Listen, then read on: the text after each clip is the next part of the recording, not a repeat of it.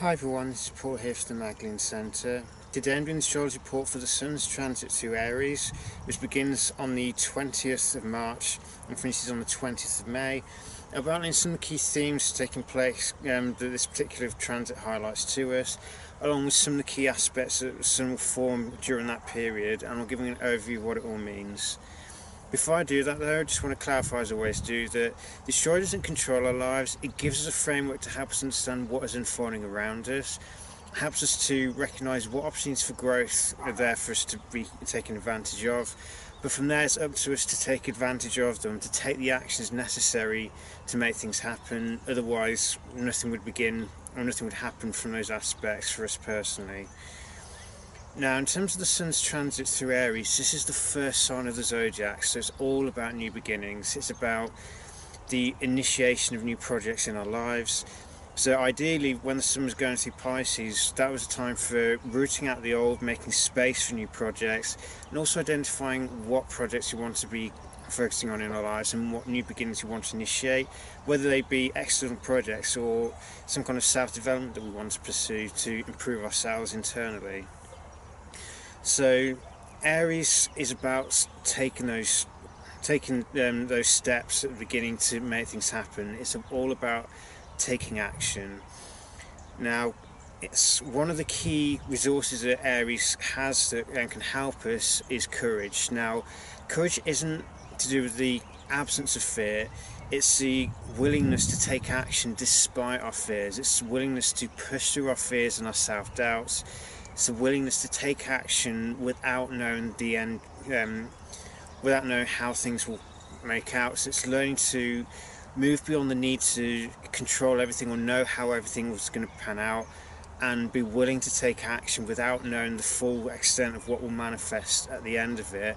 Because without that courage, we don't change anything, or we don't get goals going, and we miss the key time to be setting things going.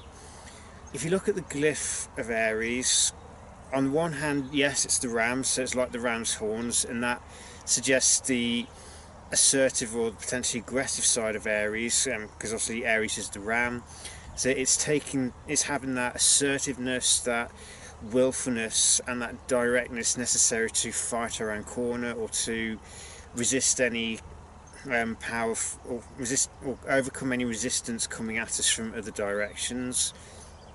Another way to look at the glyph though is it's a seedling breaking free from the soil and sprouting its first two leaves, which is what any seed needs to achieve in order for the plant to progress beyond the seed.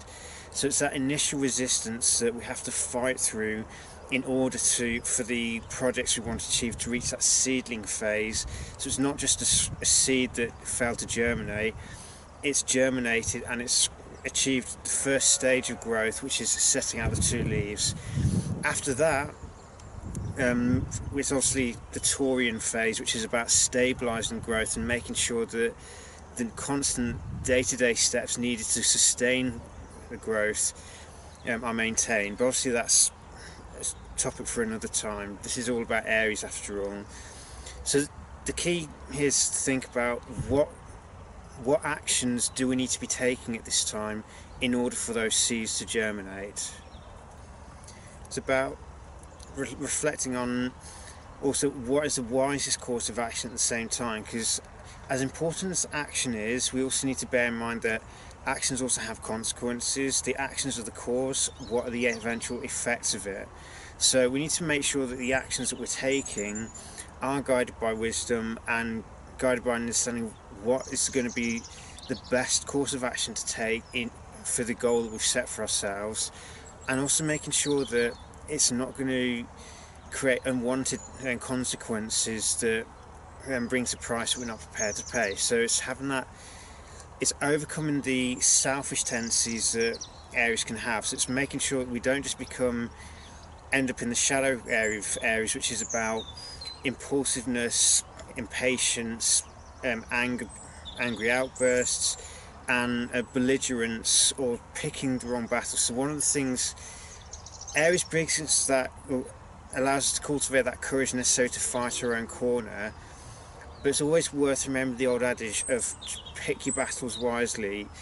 because it's one thing to fight our own corner, but if we're channeling all that energy that's needed in order to make things start, or in order to embrace changes in our lives, and we're channeling it down dead end routes, so picking fights over something completely pointless, then we squander the kind of gifts that Aries provides for us. So we need to overcome that impulsiveness and that me first or my way the highway mentality, and it's learning to see when do we need to fight our own corner and when do we need to step back and view things objectively. Aries is cardinal fire, and two byproducts of any fire is light and heat. In this case, light symbolises objectivity. It's the ability to see things clearly without being blinded by subjective impressions. So it's cultivating that objectivity and making sure that instead of dealing things aggressively or in an angry way, we use assertiveness, which is the ability to stand our own ground in a calm and loving way, but make it clear that there's a clear boundary here. We're not going to tolerate someone stepping on our toes or trying to use us for their own gain. It's having that willingness to say, no, I'm not going to put up with that, so don't even try it. But it's doing it so that love is the force behind it and not fear or anger, as it were. So one of the key tasks psychologically for us to be working through Aries is transforming anger into assertiveness through the breath, ideally. So whenever we feel anger rising, it's breathe first so that we take the anger out of it, and then recognise what is the best way to state our case in order to assert ourselves so that we're not trodden over, but at the same time that we're not just expelling anger onto the person, so that then allows the conversation to be focused on the end of the anger rather than dealing with the root cause of any given conflict. So it's learning to have that courage to fight our own corner, but in an assertive way, not an angry way. And it's also about taking the necessary actions to allow seeds to germinate, so allow our projects to be able to get off the ground in the first place. We have to be willing to take action. It's normal for any fears to come up in this time, especially if we're used to doing things the same way all the time, and we know that the project that we want to pursue is going to necessitate change. But it's also having that, recognising that, or having that courage to face those fears, to break through that fear of the unknown, and to be prepared to do something that we don't yet necessarily have all the facts, we're not necessarily an expert at the moment, but no one starts off as an expert, we all start off as a novice. It's from that place of being willing to explore the new, or explore the unknown, and to take actions to set new projects in our lives that could potentially take our lives in a completely different direction to how we've lived it so far. And it's having that courage to break through those fears and take the actions anyway. So it's not about trying to learn to be completely fearless. That comes through time, but you can't cultivate courage without taking action. You can't cultivate it if you not prepared to overcome the fear or take action despite the fear we feel about something, or the self-doubts. It's allowing ourselves to acknowledge the fears, acknowledge any doubts or insecurities we may have, and taking the action anyway, as long as the action is guided by wisdom. Now, in terms of the aspects to Aries, it's a bit unusual this time around in that we have two full moons in Libra. So we have a full moon right at the start, so this is on the 21st, and we also have another one on the 19th, so just before the Sun exits Aries and into Taurus. So this gives us two opportunities for reflection in terms of striking the balance between Aries and Libra. Because Aries is about asserting a sense of self-identity, it's about figuring out who we are and having that self-awareness.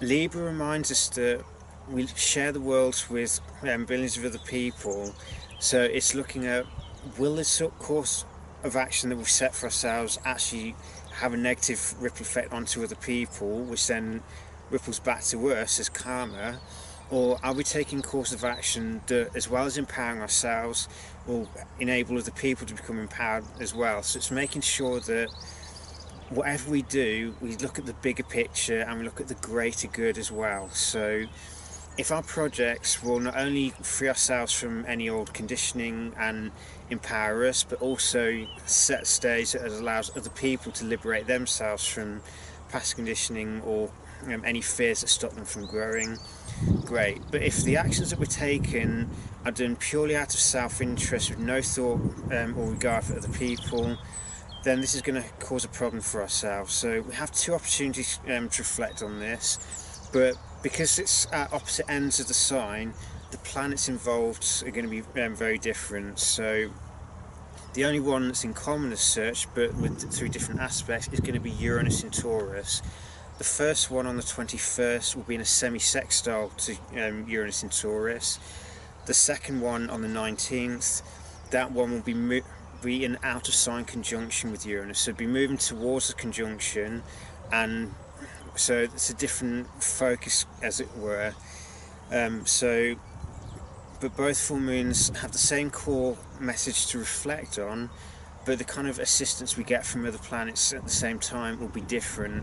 There'll be more stressful aspects to this first one, and the rulers of the two, of Aries and Libra, Mars and Venus, will be in different signs as well. So the first time round they're in the fixed signs, i.e. Venus in Aquarius, Mars is in Taurus. For the second one on the 21st, Venus will be in Pisces, so be much more focused on unconditional love and compassion, or spiritual love, whereas for the first one, Venus, the ruler of the full moon, will be in Aquarius. It's more about valuing freedom and valuing the uniqueness of one another, and seeking to have relationships that foster that sense of uniqueness and allow for that mental freedom, that allow for that uniqueness to be embraced. Second time round, it's more about having that spirit of unconditional love guiding us, and having our values based on a higher understanding and based on spiritual love rather than just the personal love that the ego normally deals with. In the middle of the month, we will have the new moon, or in the middle of the cycle, so this will be the 5th of April.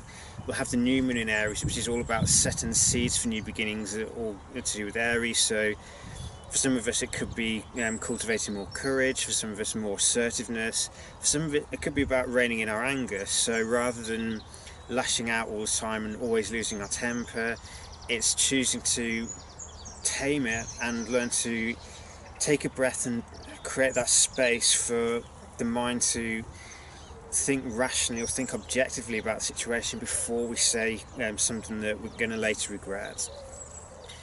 And it could be also about letting go of that impatience, or letting go of selfishness, and learning to recognise that actually, if we want to truly empower ourselves, the way we do it also needs to foster conditions that will empower other people at the same time. That way we don't create adversaries in other people, because the attitude or the approach we're doing is burning other people in the process, or scaring them away, and damaging the relationships we have with other people as well. So it's a case of looking at making sure that the choices for projects that we pursue and the way in which we pursue them is not going to burn bridges with other people, when those bridges may be necessary in order for certain stages of any given project to come to full fruition. Other aspects taking place will be on the 22nd, so just after the first full moon, we'll have the Sun conjunct Chiron. So this is the first time that the Sun and Chiron have conjunct one another in Aries, because it's Chiron is now fully into Aries now. So this gives us an opportunity to look at ourselves clearly and look at, or focus on seeing, where do we have wounds to the sense of who we are, or where do we prevent ourselves from even taking action through negative self-talk or negative self-perceptions.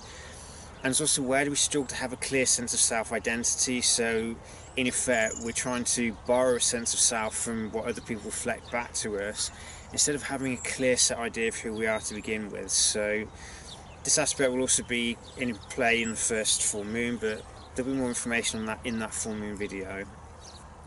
Later on in the month, so we're talking around about the 10th or so, we'll have quite a few aspects taking place. In fact, believe it begins on the 7th, we'll have square to Saturn, we'll have squares to the lunar nodes, because Saturn's close to conjunction with the South Node and Pluto is conjunct the South Node, so the Sun will be squaring the nodes, squaring Saturn, squaring Pluto. But we'll also have a trine to Jupiter. So these squares present us with a crossroad, especially with the axis. It's reminding us that as much as we may want personal freedom and independence, we must still embrace personal discipline, we must embrace self-control, and we must embrace the understanding that everything we have has a consequence, that our natural laws are governing everything, and if we try to go against these natural laws, we will reap karma for ourselves. So it's important that we make sure that at all times we bear in mind these higher principles governing everything. With the trine to Jupiter, though, this gives us an opportunity to illuminate beliefs, to recognise or seek or more easily achieve self-understanding, as it were, through illuminating the belief systems we have and looking at, do we have a belief in ourselves, that self-belief that enables us to keep going in the face of adversity, that gives us that optimism and that faith in order to keep pushing against any obstacles we encounter. So with the Sun square Saturn, that particular aspect brings the focus on looking at incorporating more, the challenge of incorporating more discipline and patience into our sense of self as a means to counteract the impulsiveness of Aries, whilst the trine to Jupiter gives us that chance to focus more on expanding our potential through understanding the impact our beliefs have on our sense of self and our willingness to take action, as it were. And it's having that willingness to believe in ourselves no matter what kind of resistance we encounter from the world around us. Because whenever we try to do something that is different to who we've normally been, people who are used to us being a certain way will often take measures to try and go against it. So part of it is all about that. Rather than trying to fight harder against it, it's more seeing how can we reduce resistance from other people by expressing things in an assertive but loving way, in order to make sure that we're not fueling other people's insecurities. Instead, we make it clear to them as to why we're doing it, and make it clear there's nothing, we're not doing it in order to feel bad. But if someone is just naturally insecure, naturally jealous about other people having the courage to do something they dare not do, there's not a lot we can do about that sort of thing. We have to maintain that courage and that willingness to honour the self no matter the cost, so that we don't allow other people to try and control us or stop us from doing what is right for who we are, whilst also maintaining that awareness of our relationship with other people, so that everything's done through love and wisdom, not fear and egotism and anger. And this then empowers us to achieve the goals, or to get them going, and to take the necessary actions on a day-by-day basis needed to push through the resistance, so the goals can start showing signs of growing or developing. And once the Aries season is over into Taurus, it's then about maintaining those goals, because it's all well and good getting things started. Do we have the facility or the patience to keep things going once that initial enthusiasm and motivation of Aries wears off, and into the more nitty-gritty or the down-to-earth inertia of Taurus? So this is a month of embracing that optimism, embracing that enthusiasm and that drive to make things happen. It's a month for us to have the courage to face any fears and overcome them in order to pursue the goals we wish to achieve. And it's a month for us to really focus on taking action and understand that action is the precursor for anything to manifest, and hence why Aries is obviously the first sign of the zodiac and the first sign of the astrological wheel. It reminds us that every project that we wish to achieve requires that we take action first for anything to even get off the ground. So whatever goals you've chosen for yourself, may this be a month where you start to see them develop and start to see them grow. bring you much fulfillment and an opportunity to break free of the past, break free of the old self, in order to embrace new. Because at the spring equinox, when the sun first enters Aries, the ego is symbolically reborn. So this is a time for rebirth. We see it all around us in the natural environment as plants come bursting into life, animals start becoming more active than they have been, and nature mirrors to us what we need to be doing at this time, i.e. making sure that the seeds of whatever we want to grow have been planted, and we work hard to make sure that as much of it sprouts as possible.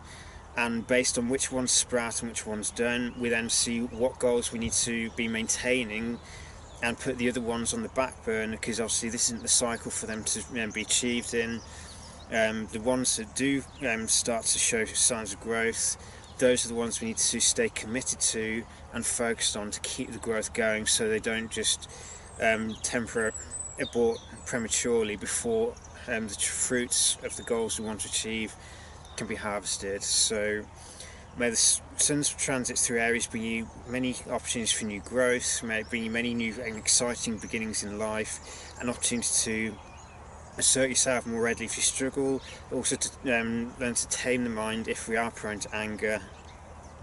And may this be a time where we learn to assert ourselves calmly and lovingly, so that we can stay true to who we are without resorting to anger to as a way to fight back against people. It's asserting ourselves in a calm and loving way, so that we respond to any kind of fear and insecurity from other people with love and understanding, but also enough love for ourselves to stay true to our goals and to set the boundaries necessary to prevent other people from walking all over us and trying to get in the way of the goals we're setting for ourselves.